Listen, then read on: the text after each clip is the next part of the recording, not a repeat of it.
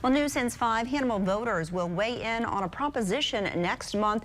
It would mean millions for the Hannibal School District. Proposition innovation would allow the district to borrow $30 million in general obligation bonds for a variety of projects. WGEM's Joseph Lawler met with school officials today. So, Joseph, if approved, what would this money help fund?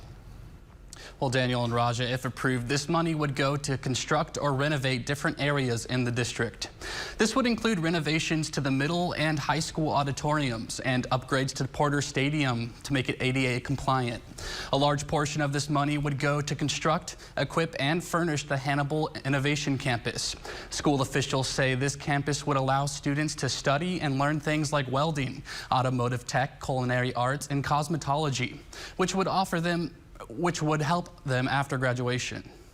This is an opportunity to really expand opportunities for our kids if they choose to stay local.